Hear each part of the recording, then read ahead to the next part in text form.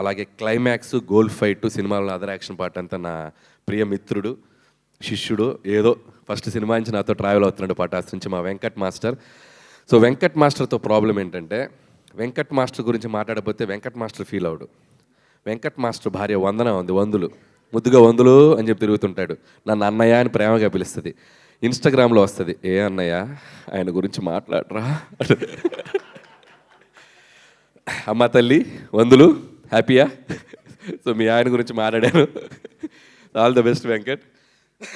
So ఇంకొక కోరిక ఉంది ఆవిడకి, ఆవిడ చిరంజీవి గారి ఫ్యాను. ఒక్కరోజైనా సెట్కి పిలిచి ఒక ఫోటో దించలేదని అడిగింది. ఫోటో కూడా కన్ఫర్మ్ త్వరలో. సో వెంకట్ మాస్టర్ గారికి సారీ చెప్తున్నాను. అలాగే ఇక రైటింగ్ టీం ఈరోజు ముగ్గురే మాట్లాడారు. సో మిగతా టీం చాలామంది ఉన్నారు, మా నారాయణ గారు, మా బాబాయ్ అరుణ్ ప్రసాద్ గారు అండ్ తిరుమల్ నాగ్. సో వాళ్ళు కూడా మైకులు తీసుకుంటే అజ్జు కంటే అనర్గళంగా మాట్లాడగలరు, కాకపోతే ఈరోజు రాలేరు. సో అలాగే అజ్జు, నాకు ఎవరి గురించి భయపడిన కానీ ఇతని స్పీచ్ ఎప్పుడు వస్తుందని భయంగా ఉంటుంది నాకు. ఏం మాట్లాడేస్తాడో ఏంటో ఎక్స్టెంపోలో భయంగా ఉంటుంది. థ్యాంక్స్ అజ్జు. ఎందుకంటే ఈ రైటర్స్ అందరినీ నేను పెట్టినంత టార్చర్ ఎవరూ పెట్టరు. నేను ఒక వెర్షన్ అనుకుంటా, ఆ వెర్షన్ వచ్చాక దాదాపు ఎవరన్నా డైలాగ్ వెర్షన్ ఒకటి రాస్తారు. నా సినిమాకి 66 వెర్షన్లు ఉంటాయి. ఈ రోజు రాసింది ఓకే అంటాను, నెక్స్ట్ రోజుకి వచ్చి ఇది కాదు ఇంకోటి అంటాను, ఇది కాదని సినిమా రిలీజ్ అయ్యే వరకు 36 వెర్షన్లు రాపిస్తూనే ఉంటాను చాలా ఓపిక్గా. ఎన్ని వెర్షన్లు అయినా రాసుకుంటూ వచ్చి ఆ ఫైనల్ మళ్ళీ మిక్సింగ్ ఉంటుంది. నా వెర్షన్, వీళ్ళ వెర్షన్ అన్నీ కలిపి ఒక మిక్సీ చేసి చేస్తాం. ఆ వెర్షన్ అబ్బో అదొక పెద్ద, నాతో రైటర్స్గా పనిచేసే వాళ్ళకి తెలుసు అది ఎంత టఫ్ ప్రాసెస్.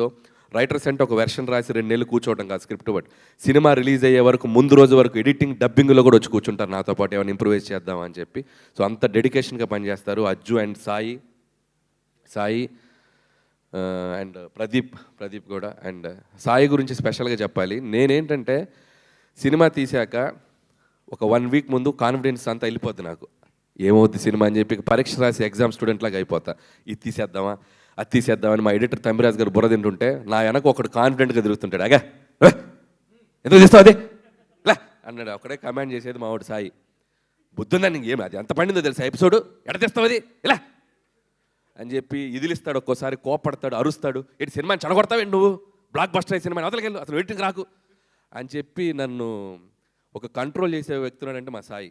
లేకపోతే అద్భుతమైన ఎపిసోడ్ నా ఎక్స్టెంపోలు ఇది తీసేద్దాం అది తీసేద్దాం మా ఎడిటర్ కరెక్టే కదా నేను చెప్పింది.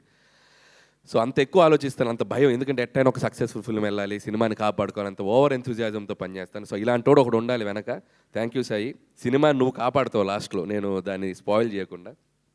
అలాగే మా తమ్మిరాజు గారు ఎడిటరు, పాపం ఇతను కూడా ఇంత రైటర్స్ లాగే ఒక 6-7 వెర్షన్లు కూర్చోబెట్టి కట్ చేపిస్తూ ఉంటాను. ఆయన చాలా ఓపికగా సినిమా ఎంతవరకు పనిచేస్తారు. థ్యాంక్ యూ తమ్మిరాజు గారు. నా ఫస్ట్ ఫిలిం నుంచి నాకు ఒక ఫ్యామిలీ మెంబర్ లాగా, ఒక బ్రదర్ లాగా నాతో పాటు పర్ఫెక్ట్గా ట్రావెల్ చేస్తాను. అలాగే మిగతా టీం అందరికీ పనిచేస్తూ ప్రతి ఒక్కరిని, మిగతా వాళ్ళని ఏదైనా కవర్ చేస్తుంటే సక్సెస్ ఈవెంట్లో కవర్ చేస్తాను. ఇక్కడ ఇంకొక 2 వ్యక్తుల గురించి స్పెషల్గా మాట్లాడి చిన్న ఫినిషింగ్ పనిచేద్దాం. కలెక్టర్ శ్రీనివాస్ గారు ముందుకు రావాలి. కలెక్టర్ శ్రీనివాస్ గారు ఎక్కడ రండి, ముందుకు రండి సార్. ఇటు రండి సార్. మైక్ ఇవ్వండి శ్రీనివాస్ గారికి, మైక్ ఇవ్వండి. ఇటు రండి. ఈయన ఫ్లోలో ఒక డైలాగ్ వేశారు, నేను కలెక్టర్గా చాలా బిజీగా ఉన్న రోజుల్లో నువ్వు జాబ్ వదిలేసి రా, నువ్వెందుకు జాబ్ చేయాలని చెప్పి ఇండస్ట్రీకి బలవంతంగా లాక్కొచ్చాను. అసలు జరిగిన విషయం ఏంటి ఇప్పుడు చెప్పండి. చెప్పండి జరిగిన విషయం, అసలు విషయం చెప్పండి. నేను వైజాగ్ జాయింట్ కలెక్టర్గా ఉండగా ఆయన F2 కథ రాసుకుంటూ పార్క్ హోటల్లో ఉన్నారు. జిమ్ చేస్తుంటే మా జిమ్ ట్రైనర్ చెప్పారు, ఆయన తెలుసా అంటే అనిల్ రావిపూడి గారు అని చెప్పాడు ఆయన. నేను కూడా సార్ చూసుకుని ఆ రోజు ఇంటికి వెళ్ళి రాత్రి రాజాసాబ్ సినిమా చూసి పొద్దున్నే, అప్పుడు రాజాసాబ్ సినిమా చూశాను ఆయన తీసింది. Sorry Raja the great cinema చూసేసి అనిల్ గారి దగ్గర పొద్దున్నే వెళ్ళి వైజాగ్ జాయింట్ కలెక్టర్ గారు మిమ్మల్ని కలుస్తారంటే లోపలికి వెళ్ళాను. ఓ షాలు ఒకటి కప్పాను. అప్పట్లో చంద్రబాబు నాయుడు గారికి ప్రోటోకాల్ ఆఫీసర్గా ఉండేవాడిని. మా దగ్గర పెద్ద పెద్ద కాస్ట్లీ బుద్ధుడి బొమ్మలు అవి ఉండేవి. అవన్నీ తీసుకెళ్ళి హంగామాగా వెళ్ళి ఒక శాలువా కప్పి అప్పటికి 4-5 సినిమాలు చేశానండి. నాకు ఒక చిన్న వేషం ఇప్పించండి సార్ అన్నాను. అంతేగాని నా ఉద్యోగం మానిపించడం ఏం లేదు. F2 హిట్ అవడం వలన నా అంతా నేనే బయటికి రావాల్సిన పరిస్థితి వచ్చింది. శాల్వా కప్పారు, ఒక అద్భుతమైన గిఫ్ట్ ఇచ్చి, అది గిఫ్ట్ అంటే షీల్డ్ ఇచ్చారు. ఆ తర్వాత శ్రీ లక్ష్మీనరసింహస్వామి సింహాచలం ఆలయంలో ప్రోటోకాల్ దర్శనం చేయించి మొత్తం ఒక చిన్న సెటప్ చేయించారు. చిన్న అద్భుతమైన సెటప్ జరిగాక అప్పుడు అతని మీదకి ఆయన మీదకి ఒక చూపు వెళ్ళి అప్పుడు F2లోకి వచ్చారు కదా. మరి జరిగిన story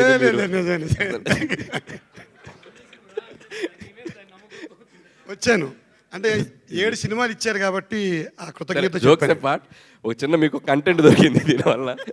so thank you Srinivas గారు మీరు. సో అలాగే చైల్డ్ ఆర్టిస్ట్ అందరూ చేశారు, ఇంకా సినిమాలు చాలామంది ఆర్టిస్ట్ అందరూ చేశారు. వాళ్ళు మిగతా వాళ్ళు రాని వాళ్ళు కూడా సక్సెస్ ఈవెంట్లో వచ్చి వాళ్ళు ఈ స్టేజ్ షేర్ చేసుకుని వాళ్ళ అభిప్రాయాలు చెప్తారు. అండ్ ఇంకొక వ్యక్తి మన శ్రీనివాస్ రెడ్డి, ఆనంద్ నా మంచి ఫ్రెండ్స్.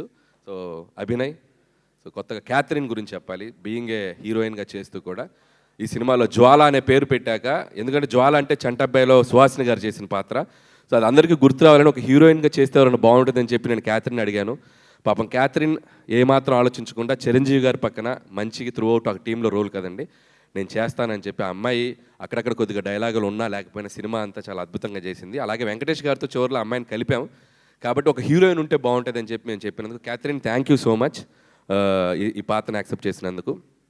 అలాగే నయనతార గారికి మరొకసారి నా కృతజ్ఞత తెలియజేసుకున్నాను. ఆవిడ చేసిన సపోర్ట్. ఈరోజు నయనతార గారు చిరంజీవి గారి పక్కన ఎంత అద్భుతంగా పేరు కుదిరిందని చెప్తున్న దానికి కూడా చాలా థ్యాంక్స్. అలాగే మరొకసారి మా ముగించే ముందు చిరంజీవి గారితో మొదలెట్టాను. సో ముగించే ముందు ఆబ్వియస్గా మా వెంకటేష్ గారితో ఫినిష్ చేయాల్సిందే. సో విక్టరీ వెంకటేష్ గారు, ఈ సక్సెస్లో మాతో పాటు మా వెనక చిరంజీవి గారికి మాకు ఒక దాన్ని ఏమంటారు, ఒక బెస్ట్ బడీ లాగా, బెస్ట్ ఫ్రెండ్ లాగా మాతో ట్రావెల్ అయ్యారు. ఒక స్పెషల్ క్యామియో చేశారు. ఎంత అద్భుతంగా థియేటర్లో ప్రేక్షకులు దీన్ని రిసీవ్ చేసుకుంటున్నారంటే మామూలుగా రిసీవ్ చేసుకోవట్లేదు. ఒకళ్ళ మీద ఒకరికి ఈగో లేకుండా, జెలసీ లేకుండా, ఎటువంటి ఇది లేకుండా ఇద్దరు స్టార్స్ ఒకళ్ళ పాటకు ఒకరు డ్యాన్స్ చేయటం, అల్లరి చేయటం నేను కళ్ళతో చూశాను. థియేటర్లో ప్రేక్షకులు, లేడీస్ ముఖ్యంగా ఎంత చప్పట్లు కొట్టి ఎంజాయ్ చేస్తున్నారంటే హ్యాట్స్ ఆఫ్ టు వెంకటేష్ గారు ఈ పాత్రను ఒప్పుకొని మాతో పాటు చిరంజీవి గారితో పాటు దీన్ని చేసినందుకు.